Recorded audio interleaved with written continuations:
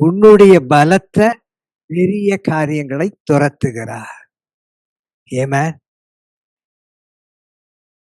ஒரு கள்ளனுடைய மிகப்பெரிய காரியம், அவன் தேவனுடைய சமூகத்திற்கு வர முடியாத அவனுடைய பாவம், அவன் செய்த கொடூரங்கள். ரோமர்கள் அவனுக்கு தண்டனை கொடுத்திருக்கலாம். ஆனால் தேவனுடைய நீதி அவனை தண்டித்துவிடும். அவன் ராஜ்யத்துக்கு வருவது அகதியற்றவனாயிருந்தான். ஆனால் அவனுடைய அந்த பலத்த எதிரியை இயேசு துரத்தினார். அவனுக்கு மீட்பை கொடுத்தார். பேதுருவை பாருங்கள். ஃபிஷர்மேன், ஒரு மீன் பிடிக்கிறவனாயிருந்தான். திறமைசாலி. எப்பொழுது மீன் பிடித்தால் மீன் கிடைக்கும் என்ற நல்ல எக்ஸ்பீரியன்ஸ்ட் மேன். அவன் இயேசுவின் சீஷனாய் வருகிறான்.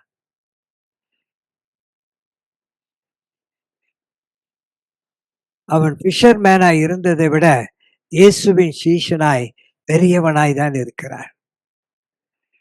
பேதுரு, யாக்கோபு, யோவான் 3 பேரும் மறுரூப மலையில் அவரை தரிசிக்கிறார்கள். இஸ் சம்வாட் ஸ்பெஷலிஸ்ட் இல்ல? சமவ் அவன் ஒரு ஸ்பெஷலா இருந்தான். மீன் பிடிக்கும் பொழுதும் பலத்தவான், சேஷனாய் இருந்தபோதும் பலத்தவானாய் தான் இருந்தார். பட் பேதுரு பலத்த பெரிய காரியங்களை முறியடித்து மிகப்பெரிய பலத்தவானாய் எப்பொழுது மாறினார்? 120 பேர் நடுவில் உட்கார்ந்து ஆண்டவரை ஆராதித்த பொழுது, பரிசுத்த ஆவியானவர் மீது இறங்கின பொழுது, இதுவரை மற்ற காரியங்கள் பலத்தவானாய் இருந்த பேதுரு எழுந்து நின்று பிரசங்கிக்கிறார். 3000 பேர் ரட்சிக்கப்படுகிறார்கள். ஆமென். பலத்தவானாய் இருந்த சீஷனாய் இருந்தவன் ஓடிப்போய் ஒளிந்து கொண்டிருந்தான். ஆனால் பரிசுத்த ஆவியானவரை அவன் பெற்ற பொழுது அவனை விட பலத்தவான் அங்கு யாரும் இல்லை. ஆமென். ஆமென். நீ பலத்தவானாய் மாறினால் உன்னிலும் பலத்த பெரிய உன்னுடைய விரோதிகளை, உன்னுடைய வியாதியை, உன்னுடைய பிரச்சனைகளை, உன்னுடைய கண்ணீரை, நியாயமாய் உனக்கு வர முடியாமல் தடுக்கிற எல்லா கோர்ட் கேஸ்களையும் உன்னால் முறியடிக்க முடியும். ஆமென். ஆமென். நீ பலத்தவானாய் மாற வேண்டும். எப்பொழுது? obeying the word of God. கடவுளுடைய வார்த்தையை கைப்பிடித்து கடவுளுடைய வார்த்தையை பின்பற்றுகிற மோசே ஆரோனை விட பலத்தவனாயிருந்தான். ஆமென். அந்த ராஜாவை விட தானியேல் பலத்தவனாயிருந்தான். Because they all obeyed the word of God. கர்த்தர் சொன்னதை கீழ்ப்படிந்தார்கள். கர்த்தர் சொன்னதை செய்தார்கள்.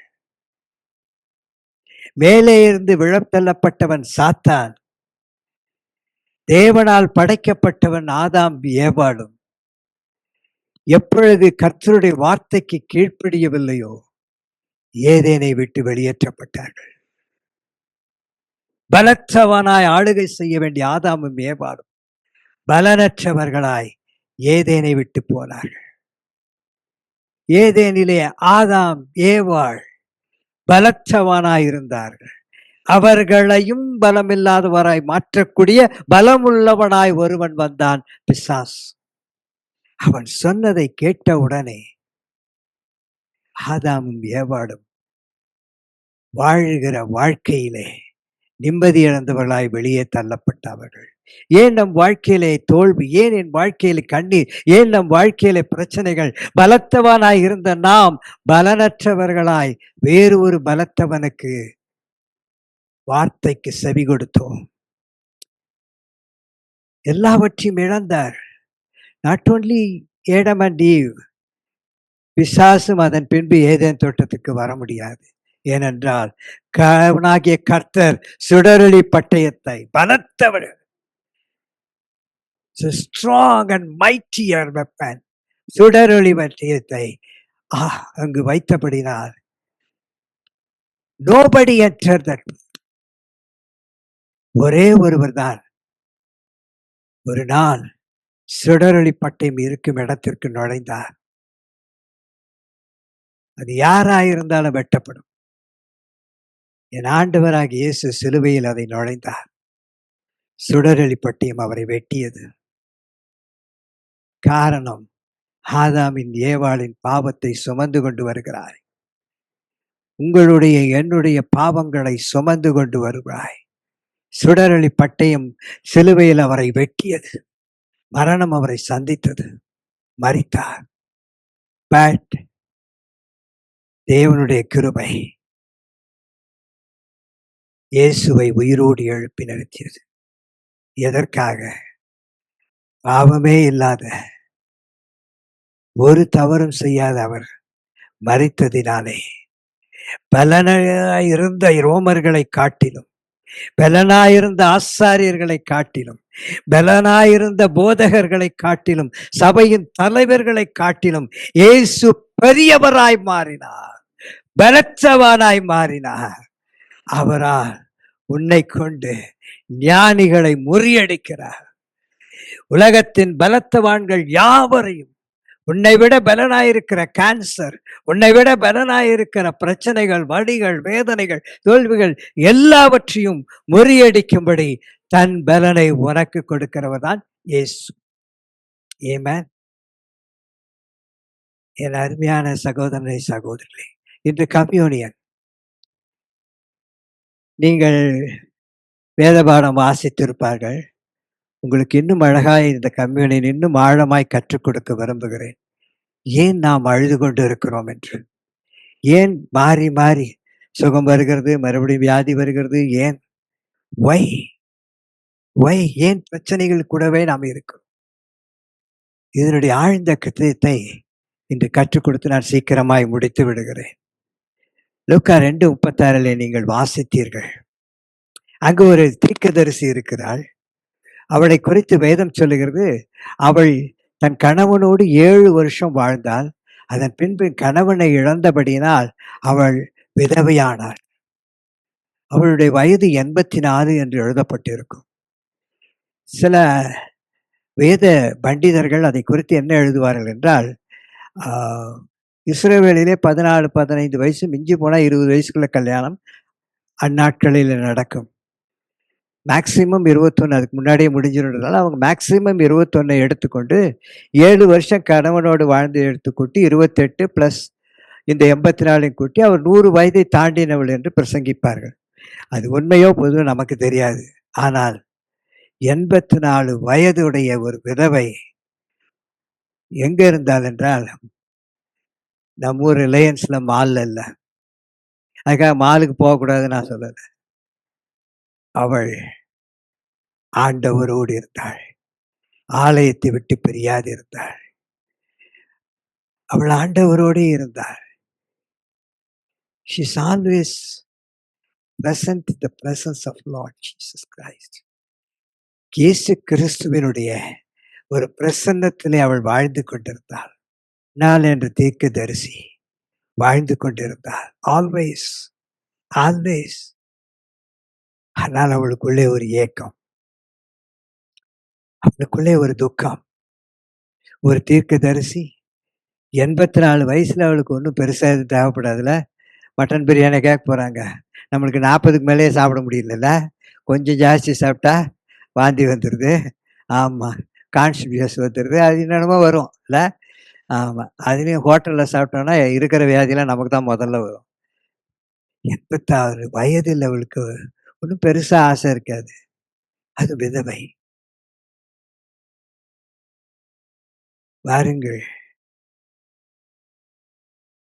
அவ என்ன பண்ணிட்டு இருந்தாருன்னா, அந்த ஆலயத்துல 37ஆம் வசனத்திலே, லூக்கா 2:37, 84 வயதுள்ள அந்த விதவை தேவாலயத்தை விட்டு நீங்காமல் தேவ பிரசன்னத்தை அவள் இழக்க விரும்பவே இல்லை.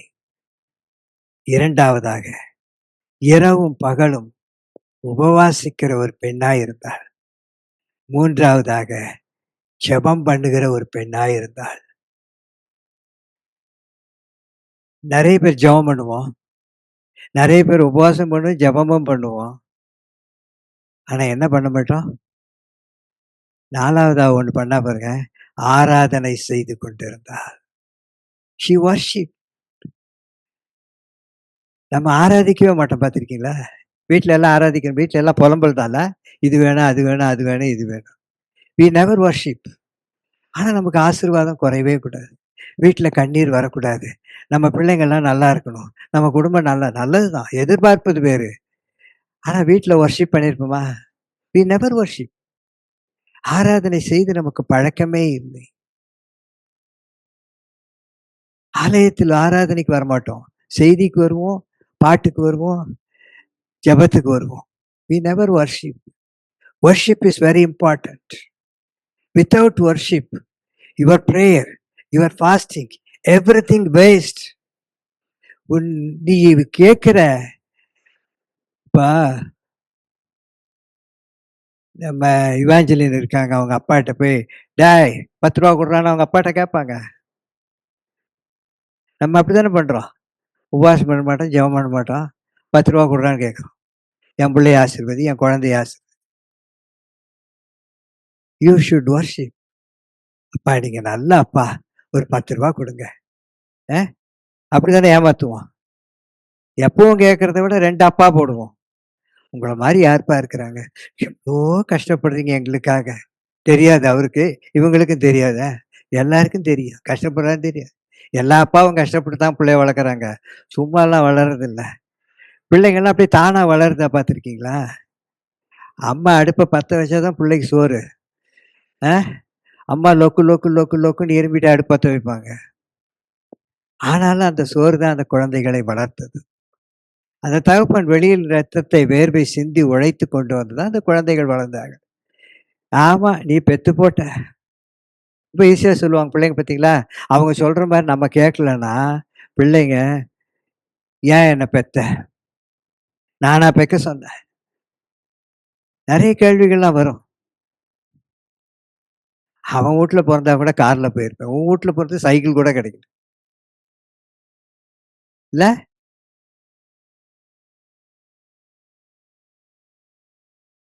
ஆனால் உன் தாயும் தகப்பனும் தன்னுடைய எல்லா விதமான சௌகரியங்களையும் விட்டுவிட்டு உன்னை காப்பாற்ற பாடுபடுகிறார்கள். அந்த தகப்பனின் தாயும் நீங்க இப்ப இருக்க உலகத்துல பார்த்தீங்கன்னா, 40 வருஷம், 30 வருஷம், 20 வருஷம் ஒரு நிமிஷத்துல அப்பா, அம்மா விட்டுருவாங்க பார்த்துருக்கீங்களா? கல்யாணத்துக்காக விட்டுருவாங்க. கல்யாணத்துக்கு அப்புறமும் மனைவிக்காக, இல்ல கணவனுக்காக ஒரே செகண்ட் தான். "அட போம்மா! It's very easy." இதையே நீ 10 வயசுல சொல்லியிருந்தீன்னா சோறு கிடைச்சிருக்காது. யோசிச்சு பாருங்க. சோறு கிடைக்குமா அடுத்த வேல? "அம்மா நீ வேணாம், அப்பா நீ வேணான்னு" சொல்லிருப்பாரு. சரி சாப்பிடு பார்க்கலாம். ஆனா இப்போ, எனக்கு எல்லாம் இருக்கு. அம்மா வேணாம். அப் அம்மாவ நம்பி எத்தன பேர் தெரியுமா 2 குழந்தை, 3 குழந்தை பெத்துக்கிறாங்க? அம்மா இல்லாத வீட்ல யோசிப்பான் ஒரு குழந்தைய பெத்துக்கிறதுக்கு. யார்றா குழந்தைய காப்பாத்துவாங்க? சர்வெண்ட்ட நம்பி விடுறதா? அ கேர் ஹோம்ல விட்டு கொண்டு போய் விடுறதா? நமக்கு தான் எல்லாருக்கும் அவங்கவங்களுக்கு பாட்டி இருக்குது கவனிச்சுக்கிறான். நமக்கு யாரும் இல்லன்னு யோசிப்பான் பெத்துக்கிறதுக்கே. 2வது நிச்சயமா யோசிக்க மாட்டான். ஆனா வி கேன் சே ஈசிலி உனக்கு என்னம்மா தெரியும்? உனக்கு அப்பா உங்களுக்கு என்ன தெரியும்? இதுதான் உலக வழக்கு. ஆனால் இவளோ ஆராதனை செய்தாள். உன் தகப்பனை கனம் பண்ண வேண்டியது, தாயை கனம் பண்ண வேண்டியது உன்னுடைய முழு முதற் கடமை. That is a word of God. It's a commandment of God. ஆராதனை குறித்து அது ஒரு பெரிய பிரசங்கம். ஆராதனை பிரசங்கம் பண்ணா, அடுத்த ஞாயித்துக்கிழமை வரைக்கும் இங்க தான் நாம உட்காரணும். Worship is entirely different. அந்த ஆராதனையை she is young widow from ரொம்ப அவ 7 வருஷம் தான் வாழ்ந்திருப்பா. இஸ்ரேல் மாரி ஒரு 14 வயசுல கல்யாணம் பண்ணா 21 வயசுல அவ விடோ ஆயிட்டா. 21லேருந்து 84 வயசு வரைக்கும் எடுத்தாலும் சரி, இல்ல அந்த 102 வயசுன்னு பண்டிதர்கள் சொல்வது போல கணக்கு போட்டாலும் சரி, வெரி லாங் விடோ லைஃப் இல்ல? யோசித்து பாருங்க. ஒரு widow life is not an easy one. உன்ன ஒரு நல்ல காரியத்துக்கு உன்ன முதல்ல உட்கார வைக்க மாட்டாங்க. உட்கார வைக்க மாட்டாங்க. ஆனா உன்னை மாட்டி விடுறதுக்கு உட்கார வைப்பாங்க. எனக்கு பிடிக்கலன்னு வச்சுங்களேன், இந்த விடோவை கூப்பிட்டு ஆசீர்வாதம் பண்ண சொல்லுவாங்க. கொஞ்ச நாள் கழிச்சு ஏதாவது பிரச்சனை வந்தா, அன்னைக்கு அவ ஆசீர்வதிச்சால, அதான் இப்படி ஆயிப்போச்சு. இதுக்குன்னே உட்கார வைப்பான். இதுக்குன்னே கூப்பிட்டு முதல்ல கொடுப்பான். ஏன்னா பழியெல்லாம் அவங்க மேல போட்டு. தட் இஸ் வேர்ல்டுல வேர்ல்ட் பீப்புள். அவர்கள் இப்படித்தான் வாழ்வார்கள். ஆனால் இவள் விட்டோ பட் ப்ராஃபெட். கர்த்தருக்கு முன்பதாய் அவள் விட்டோ அல்ல, தீர்க்கதரிசி. ஆமென், ஆமென். உன்னை ஒரு தீர்க்கதரிசியாய் நிறுத்துகிறார். இப்ப இந்த விடோ தீர்க்கதரிசிக்கு யார் வரணும்? ராஜாவும் வரணும், கலெக்டரும் வரணும், எல்லாம் வரணும். God knows உன்னை எப்படி பெரியவனாக்க வேண்டும் என்று. நீ சொல்லலாம், இந்த காலேஜ், இந்த ஸ்கூலு, இந்த சூழ்நிலை, இந்த பேங்க், இந்த கம்பெனி, இந்த சின்ன வேலை என்னை ஒரு பெரிய மனிதனாக்கவில்லை என்று. பட் காட் நோஸ் உன்னை எப்படி பெரியவனாய் மாற்ற முடியும் என்று. நீ நினைக்கிற இடத்திலேயே அதே இடத்துல உன்னை தேடி வர ஆண்டவர் வழியை திறந்து கூறுவார். Long period widow, but she is a praying woman. அவள் ஜெபிக்கிற ஒரு பெண்ணா இருந்தார். நீ விடோவா இருக்கிறதுனால உன்னை ஆசீர்வதிக்க மாட்டாரு. ஆனால் நீ ஜெபிக்கிறவளாய் இருக்க வேண்டும். நீ கணவர் இருக்கிறதுனால உனக்கு ஆசீர்வாதம் இல்லை, நீ ஜெபிக்கிற தாயாய் இருக்க வேண்டும். praying woman. உங்களுக்கு ஒரு நல்லா பார்த்தீங்களா, இதுக்கு முன்னாடி ஒரு சம்பவம் நீங்க படிச்சு பாருங்க. சிமியோன் வயதானவன் தான் அங்க இருக்கான். அவன் சொல்றான், அவனுக்கு என்னன்னா, அவனுக்கு ஒரு வார்த்தை வேர்டு வருது.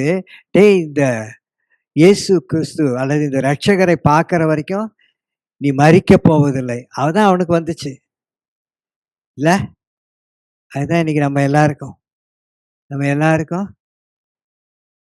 வீடு வரும், கார் வரும், பங்களா வரும், தீர்ப்பு வரும், எல்லாம் வந்துடும்.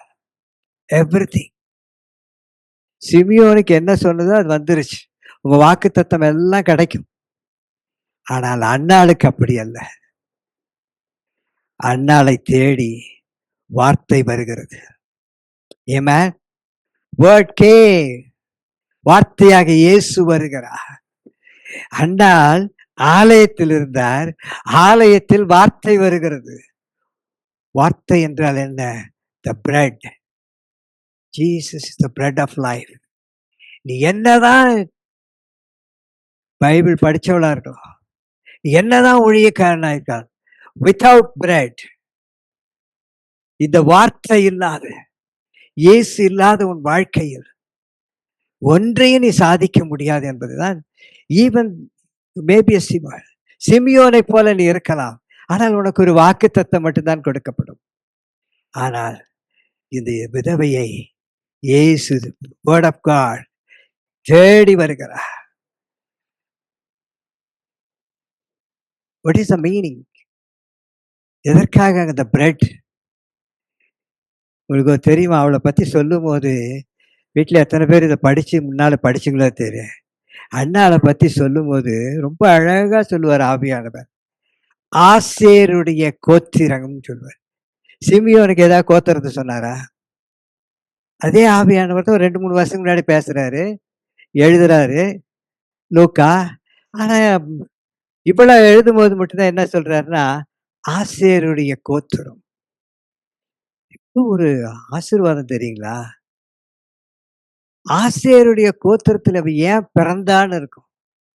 அந்த பிறப்பை குறித்து அவர் சொல்லுகிறார். இவ யாருடைய அப்பானே சொல்லல. த கோத்திரம், த ட்ரைப் ஆஃப் ஏசர். ஆசேரின் கோத்திரத்தில், ஏன் ஆசேரின் கோத்திரத்தில் பிறந்ததுனால வார்த்தை இவளை தேடி வந்தது. வார்த்தை என்ன? பிரெட். உங்களுக்கு ஒண்ணு தெரியுமா? 40 வருஷம் மண்ணா திறந்தவங்க கூட செத்துப்பிடும். 41வது வருஷம் அவனுக்கு மண்ணா கிடையாது, ஸ்டாப் ஆயிடுச்சு. ஆனால் கம்யூனிலே every week or every month வார்த்தை உன்னை தேடி வருகிற ஒரு இடம். வார்த்தையாகி இயேசு அப்பமாய் நிற்கிறார். இந்த அப்பம் எப்படின்னா, அந்த 40 வருஷத்துக்குரிய அந்த மன்னா எப்படி அவனை சுகமா வச்சிருந்ததோ, இந்த அப்பம் நீ ஆண்டவருடைய பிள்ளையாய் இருந்து ஞானஸ்நானம் எடுத்து அபிஷேகப்பட்டு இந்த அப்பத்தை எடுத்து தகுதி உள்ளவனாய் மாறும் பொழுது, இத போல ஒரு பலத்த பெரிய மெடிசன் வேற எதுவுமே கிடையாது. Amen. It's the greatest medicine in the world. நீ அப்பத்தை ஒவ்வொரு நாளும் எடுக்க, ஒவ்வொரு நாளும் என்ன கேட்டா 30 நாளும் கம்யூனியன் கொடுக்கறது ரொம்ப ஆச்சரியம்.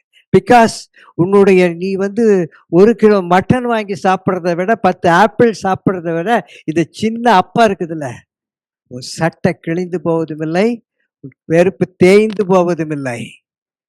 Little Manna, the little bread, இந்த அப்பம் கிரேட்டஸ்ட் மெடிசன். எந்த கேன்சர் வேணா இருக்கட்டும், இந்த உலகத்துல எந்த வியாதி வேணும், இந்த அப்பத்தை எடுக்கிறவன் சுகமாயிருப்பான், சுகமாயிருப்பான். ஒவ்வொரு வாரமும் இந்த அப்பத்தை எடுக்க எடுக்க எடுக்க ஆடுகளை மேய்த்தவன் கரடியை கொள்வான், சிங்கத்தை கொள்வான், கோலியாத்தையும் கொள்வான், சவுளையும் மேற்கொள்வான். ஆமென், ஆமென். Each and every time you are taking this bread, you can see all the victories, all the victories. இது ஒண்ணுதான். இல்லனா நீ எவ்வளவு பெரிய கிறிஸ்தவனா இருந்தாலும், நீ எவ்வளவு பெரியவனா இருந்தாலும் உன் பிரச்சனைகளை மேற்கொள்ள உனக்கு பலன் இருக்காது. ஆமென். மற்ற உலகம் கொடுக்கிற அத்தனை பலனும் certain limits, but the bread of Jesus, the word of Jesus, உன் வாழ்க்கையிலே இருக்கிற வேத புத்தகத்திற்குள்ள கர்த்தருடைய வார்த்தை தான் பிரெட். அதை படிக்கிறது இல்ல, அதை உட்கொள்ளுகிறது. That means obeying the word of God. நீ கர்த்தருடைய வார்த்தைக்கு கீழ்ப்படியும் பொழுது அந்த வார்த்தை உனக்குள் பலனாய் மாறும். அந்த வார்த்தைக்கு கீழ்ப்படிந்து நீ அப்பத்தை எடுக்கும் பொழுது அது உனக்கு சுகமாய் மாறுகிறது. அதுதான் வேதம் சொல்லுகிறது, என் தழும்புகளால் சுகமாகிறீர்கள். The bread of life, அப்பம் ஜீவனை தருகிறது.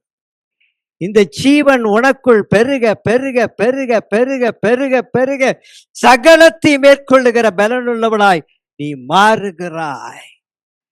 யாரை போல தெரியுமா? The 12 tribes of Jacob.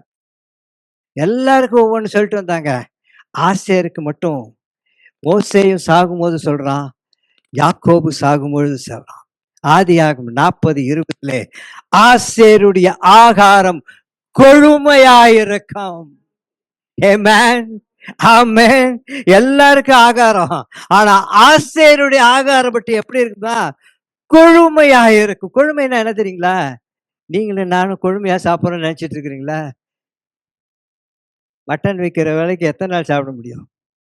இல்ல, எங்கேயாச்சும் இந்த மீன் 1 கிலோவுக்கு நிறைய கொடுத்தானே அதையாவது வாங்கி சாப்பிடலாம் என்பிக்கு தான் யோசிப்பேன்ல. ஆனா ஒரு வீட்டுல, சில வீட்டுலலாம் கொழுமையாய் சாப்பிடுவாங்க. யார் வீட்டுல சாப்பிடுவாங்க? ராஜாக்கள் வீட்டுல. கொழுமையாய் சாப்பிடுற இடம் ராஜாக்கள் வீடு. ஆமென்.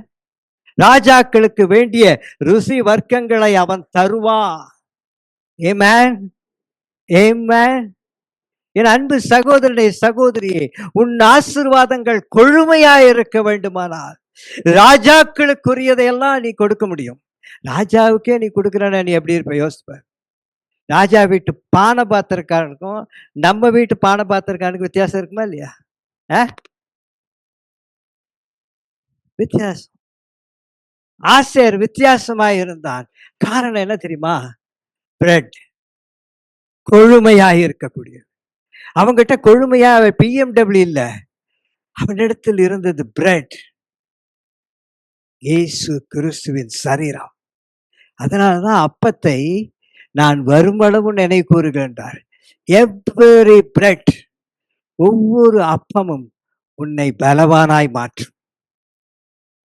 சகலத்தையும் முறியடிக்கிற பலவானாய் நீ மாறுப்பாய். ஆசேரை போல ஆசீர்வதிக்கப்படுவாய்.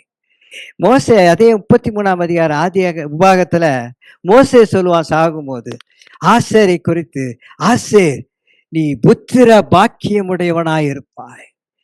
உனக்கு உன் சந்ததியில குழந்தையே இல்லாதபடி செய்வேன். காரணம் என்ன தெரியுமா? தன் காலை எண்ணெயிலே துவைப்பார். நம்மலாம் இவ்வளோண்டு எண்ணெய் அப்படி பார்த்து பார்த்து ஊற்றுவோம். 20 மேலே வருமானில் அப்படியே ஊற்றிடுவோம். கொஞ்சம் அப்படி ஊற்றி தலையில் அம்மா அவங்க தலையில் போட்டு பையன் தலையில் தடவிடுவாங்க. வெறும் தடவல் தான் இருக்குங்க. எண்ணெயெல்லாம் இவங்க தலையில் இருக்கும் பார்த்தீங்களா? ஆனால் பையன் பாசமாக அம்மா நமக்கு எண்ணெய் ஊற்றுறாங்கன்னு நினச்சிருப்பான். அம்மா தடவுறது வெறும் கையில் படித்த எண்ணெய் தான். தான் தலையில் நல்லா ஊற்றிக்குவாங்க. கோபித்துக்குள்ள சும்மா விளையாட ஜோக்காக புரியுதுக்காக சொன்னேன். தன் காலை எண்ணெயில துவைக்கணும் யாராவது பார்த்துருக்கீங்களா? தலையிலேயே தடவுறவங்க காலில் போய் தடவுவோம். காலில் வேணா அப்படி காமிப்போம். எண்ணெய்னாலதான் எண்ணெய் பாட்டில் வேணா அப்படியே காமிச்சிட்டு போயிருவோம்ல. ஆனால் எண்ணெயில் துவைப்பார். இந்த அப்பத்தை எடுக்கிறவன் தன் காலை எண்ணெயில் துவைப்பான். ஆசிரியர் யாரு? அவ்வளோ பிளஸ்ஸிங். அப்ப எண்ணெயில துவைக்கிறானா அவன கடன்காரனா இருப்பானா? இல்ல கடன் கொடுக்கிறவனா தான் இருப்பான். கடன் வாங்குறவனா இருக்க மாட்டான். இல்ல யோபு நெய்யில இது பண்றான்னா, கானான் தேசம் பார்த்தீங்களா, பாலும் ஓடுற தேசம்னு சொல்றான். இல்ல இது ஆண்டவர் கொடுக்கறதெல்லாம் ரொம்ப சிறந்ததா இருக்கும். நீங்களாம் வித்தியாசமா நினைக்கிற இந்த பிரெட்டுக்கும் நம்ம வீட்டில் சாப்பிட்ற சாப்பாட்டுக்கும் வித்தியாசம் இருக்கு. கம்யூனியனுடைய bread that is entirely different from anything. எல்லா பலத்ததை விட அது பலத்தது, எல்லா சிறந்ததை விட அது சிறந்தது. அதுதான் the bread of life. இந்த அப்பத்தை எடுக்க உனக்கு எந்த தடை இருந்தாலும் அந்த தடை உன்னை காப்பாற்றாது. எத்தனையோ தடைகள் இருக்கும். இந்த அப்பத்தை எடுப்பதற்கு தடை நிறைய. என்ன? முதல்ல ஆண்டவருக்கு ஒப்பு கொடுக்க மாட்டோம், அப்புறம் ஞானஸ்நானம் எடுக்க மாட்டோம். the basic principles. அப்புறம் நம்ம இஷ்டம் போல வாழும். அதனால என்ன பண்ணுவோம், நிறைய பேர் ஆண்டவர் ஏற்றிருப்பாங்க, ஞானஸ்நானம் எடுத்துருப்பாங்க, எடுக்க மாட்டாங்க. ஏன்னா காலையில் தான் எங்கள் வீட்டுக்கார சண்டை போட்டேன்வாங்க. இல்ல ஏதோ ஒரு தடை இந்த அப்பத்தை எடுக்காமல். இந்த தடை உன்னை பலத்தவனாய் மாற்றாது. You never become a great man. உன்னுடைய பாடுகளை உன்னால் முறியடிக்கவே முடியாது. முறியடிக்க ஒரு போதகர் வரணும், ஒரு ஊழியக்காரன் வரணும், இல்லைன்னா உன் வீட்டுக்காரனா ஜெபம் பண்ணணும். இல்லையா வீட்டுக்காரர் தான் கொஞ்சம் சும்மா பக்தியா இருப்பாங்களா, ஏமா கொஞ்சம் ஜெபம் பண்ணிக்குமா. பையன் பரீட்சைக்கு படிக்க மாட்டான், போகும்போது அம்மா ஜெபம் பண்ணிக்குமா. அம்மா என்னமோ எக்ஸாம்ல அங்கே வர மாதிரியும், இல்லை அம்மா தான் அங்கே எல்லாம் சொல்லி கொடுக்குற மாதிரி. இப்படிதான் நம்ம ஆண்டவரை தேடுகிற விதங்கள். ஆகவே என் அன்புக்குரியவர்களே, the bread, the greatest medicine of your body. உன்னுடைய சரீரத்துக்கு ஒரு மிக சிறந்த மருந்து அப்பம். அப்பதான், because it is royal food. இந்த அப்பம் ராஜாதி ராஜனுடைய சாப்பாடு. இதை தவிர உலகத்துல நீ எந்த அப்பத்தை எடுத்தாலும் நீ சுகமாக போவதே இல்லை, சுகமாக முடியே. திரும்ப திரும்ப திரும்ப நீ பிரச்சனைகள் தான் சந்தித்து கொண்டிருப்பாய். But the royal food, it is a royal food, the king of kings food, the lord of lords food. ஒரு ராயல் ஃபுட்டை எத்தனை பேர் எடுக்காம இருக்கணும் தெரியுமா? பரிதாபம், பரிதாபம். They lost their royal food. உலக சாப்பாடு, வீட்டு சாப்பாடு எல்லாம் பிரியமா இருக்கும், நல்லா ஹெல்த்தியா இருக்கலாம். நம்ம சூர்யா மாதிரி நல்லா உயரமா இருக்கலாம். பிரச்சனை வந்தா சூர்யா தான் முதல்ல அழுவான். Why? No royal food. Without royal food you cannot live in this world, or you cannot overcome any problems. Amen. இத இஸ்ரவேல் மறந்து போனார்கள். இஸ்ரவேல் யாரு? ரட்சிக்கப்பட்டவன், ஞானஸ்நானம் எடுத்தவன், கடவுளுடைய ஜனம் தானே. மறந்தே போயிட்டாங்களாம். கம்யூனியன் பஸ்காவை ஆசரிக்க மறந்தார்கள் என்று 2:30 எசேக்கியா தான் கூப்பிடுறான். ஏய், இஸ்ரவேலின் தேவனுக்கு தேவனாகிய கர்த்தருக்கு பஸ்காவை ஆசரிக்க முடியுது. நாமெல்லாம் என்ன நினைக்கிறோம்? எனக்கு கந்தி, நான் எடுக்கிறதுக்கு பந்தின்னு நினைக்கிறோம். பைபிள் அழகா சொல்லுவாங்க, கர்த்தருக்கு பஸ்காவை ஆசரிக்க வேண்டும். இந்த communion not for anybody, not for you, communion for God. கர்த்தருக்கு பஸ்காவை ஆசரிக்கிறோம். அதிலே கலந்து கொள்ளுகிறவன், அதை எடுத்துக் கொள்ளுகிறவன். இவன் என்ன பண்றான்? எசேக்கியா கூப்பிடுறான். அந்த சம்பவத்தை வீட்டில் போய் வாசிங்க. இன்னொரு 5 நிமிஷத்துல முடிச்சிடுறேன். 2 31 எசேக்கியா இஸ்ரவேல் யூதா எங்கும் ஆட்கள் 2 இதுக்கு அனுப்புறான். 12 ட்ரைபுக்கு அனுப்புறான். டேய், பஸ்காவை விட்டுட்டீங்கடா, எல்லாம் இருக்கு, ஆனால் நீங்கள் தோற்று போக காரணம், நீங்கள் அழ காரணம், நீங்கள் கண்ணீர் விட காரணம், நீங்கள் வேதனையில் இருக்க காரணம், யூ forgot the பஸ்கா, பாஸ்ஓவர். பஸ்காவை நீ மறந்து விட்டாய். ஆமென். நிருபங்களை எழுதி அனுப்புறான். அந்த 5ஆம் வசனம் வீட்டில் வாசித்து பாருங்க. எழுதியிருக்கிறபடி வெகு காலமாய் அவர்கள் அதை ஆசரிக்கவில்லை. பஸ்காவை வெகு காலமாய் அவர்கள் ஆசரிக்கவில்லை. பஸ்காவை ஆசரிக்கும்படி எருசலேமுக்கு வாருங்கள். பஸ்காவை ஆசரிக்க ஆலயத்திற்கு வாருங்கள். இஸ்ரவேல் தேசம் எங்கும் பறைசாட்டினார்கள். எல்லாரும் போனாங்க, எல்லா இடத்துலயும் சொன்னாங்க. இப்ராஹிம், மனோசர் எல்லா இடத்துலயும் போய் சொல்லிட்டாங்க. 10ஆம் வசனத்துல பாருங்க, அவங்க என்ன தெரியுமா செஞ்சாங்க? அவர்கள் இவர்களை பார்த்து நகைத்து பரிகாசம் பண்ணினார்கள். What is this? நான் எங்கேயோ இருக்கிறேன், பஸ்காவை ஆசரிச்சாகணுமா? அப்படி என்ன, இந்த பிரெட்டு சாப்பிட்டா தான் ரொம்ப முக்கியமா? பஸ்கா இல்லைன்னா என்ன? பஸ்காவை ஆசரிக்காம நான் இப்போ உயிரோடு இல்லையா? நான் வாழலையா? நான் நல்லா இல்லையா? எல்லாரும் நகைத்து பரிகாசம் பண்ணினார்கள் அல்லது காரணம் சொன்னார்கள். They have lot of reasons not to obey the word of God. பரிகாசம் பண்ணினார்கள், நிந்தித்தார்கள் வேற. ஆனா 11ஆவது வசனத்துல பாருங்க, ஒரு கோத்திரம் ஆகிலும் ஆசேரில் சிலர் மனத்தாழ்மையாகி எருசலேமுக்கு வந்தார்கள். ஆசேரி, மனோசே, இந்த ஆசேர் பஸ்காவை ஆசரிக்க வந்தார். அதனாலே அவருடைய ஆகாரம் எப்படி இருந்தது? கொழுமையாய் இருந்தது. அவருடைய ஆகாரம் எப்படி இருந்தது? ராஜாக்களின் ஆகாரமாய் மாறியது. ஏன்னா பஸ்காவை ஆசரிக்க ஆசேர் வந்தார். என்ன நடந்தது தெரியுமா? இவர்கள் வந்த பொழுது கர்த்தர் எசேக்கியாவின் விண்ணப்பத்தை கேட்டு ஜனங்களுக்கு அனுகூலம் செய்தார். அனுகூலம். நீ இந்த பஸ்காவை ஆசரித்தால் உனக்கு ஆண்டவருடைய அனுகூலம் கிடைக்கும். ஆசேர் செய்ததினாலே ஆசேருடைய உணவு கொழுமையாயிருந்தது. ஆசேருடைய ஆசீர்வாதங்கள் சிறந்ததாயிருந்தது. ஆசேர் மற்ற எல்லாரை விட சிறந்தவனாய் காணப்பட காரணம். மோசேயும் சொல்றான், யாக்கோபும் சொல்றான் ஆசேரை குறித்து. காரணம் அவருடைய ஆகாரம். அவருடைய ஆகாரம் கர்த்தருடைய ஆகாரம். obeying the word of God. இந்த அப்பம் மிகச்சிறந்தது. இந்த அப்பத்தை நீ எடுக்காத வரைக்கும் எப்படிப்பட்ட ஊழியக்காரனாய், எப்படிப்பட்ட தலைவனாய் இருந்தாலும் உன் ஆகாரம் கொழுமையாய் இருக்காது,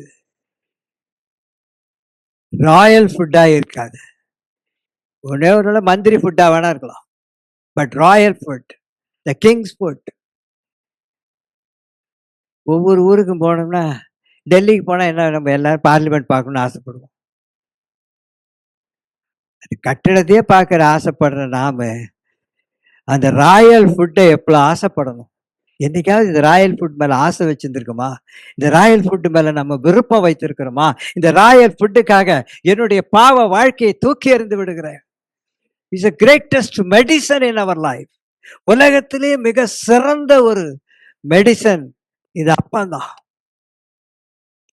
வேணா இன்னைக்கு டெஸ்ட் பண்ணுங்க. நீ வலியோடு வந்திருந்தாலும், நீ தலைவலி வந்தாலும் சரி, நீ அப்பம் எடுக்கிறவனா எடுக்கிறவளா இருந்தால் இதை சாப்பிட்டு பாருங்க. உன் தலைவலி உன்னை விட்டு நீங்கும், உன் வயிறு வலி உன்னை விட்டு நீங்கும், உன் கால் வலி உன்னை விட்டு நீங்கும். It's greatest medicine.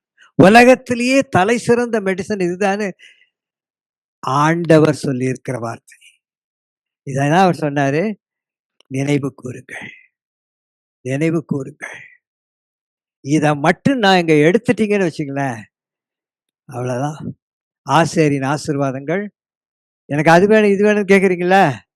வீட்ல கொழுமையா இருக்கணும், என் கால எண்ணெயில விடணும், நெய்யில இது பண்ணணும், யோபு மாரி இருக்கணும்னு ஆசையெல்லாம் இருக்குது. ஜெபமும் இருக்கு, விண்ணப்பம் இருக்கு, புலம்பலும் இருக்கு. ஆனா எது செய்யல?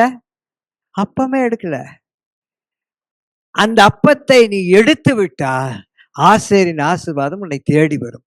அததாங்க ஆவியானவர் எழுதுறாரு.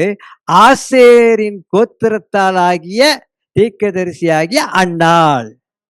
ஏன் அன்னாள பத்தி ஆவியானவர் அழகா சொல்றான்னா, ஏய் அவள் அப்பத்தை, அது அப்பத்தின் வீடு, ஆலயத்தில் இருக்கிறா. அவ வாழுற வாழ்க்கை ஜெபிக்கிற ஒரு வாழ்க்கை. ஆனால் அப்பம் அவளை தேடி வந்தது. அவளுக்கு எவ்வளவு பெரிய ஆசீர்வாதம் பார்த்தீங்களா? இயேசு குழந்தையாய் அவளை தேடி வந்தார். அத வாங்கி தன் கையில வச்சுட்டு அவ சந்தோஷம் அடைகிறாள். இல்ல? ஃபுல்ஃபில். அவளுடைய 84 வயதுல ஒரே ஒண்ணு காத்திருந்தா, அந்த இரட்சகரை நான் காண வேண்டும் என்று கண்டுகொண்டாள். அப்போ உன் கையில வந்துச்சுன்னா, இயேசுவை கண்டுகொள்வாய். உன்னை தேடி வந்த அப்பம், நீ தேடி போல. உன்னை தேடி வந்த இரட்சகர், உன்னை தேடி வந்து உன்னை விடுவித்தார். நம்ம ரொம்ப எளிதா கோயிலுக்கு வரமாட்டோம், ரொம்ப எளிதா ஜெபம் பண்ண மாட்டோம், ரொம்ப ஈஸியாலாம் செய்வோம். ஆனால் பரலோகத்தை விட்டு உன்னை தேடி வந்த இயேசு உன் கையில அப்பமாய் வந்து நிற்கிறார், ரசமாய் வந்து நிற்கிறார். உன் பாவங்களை கழுவ, உன் வியாதியை சுகமாக்க எவ்வளவு இலவசமா கொடுக்கிறாரு. அதுக்கு அவர் சொன்னது பீஸே கேட்கல. அவரு obeying the word of God. என் வார்த்தைக்கு நீ கீழ்ப்படினாரு. இயேசுவை நம்புகிறவன் வெட்கப்பட்டு போவதில்லை. கர்த்தர் உங்களை ஆசீர்வதிப்பாராக.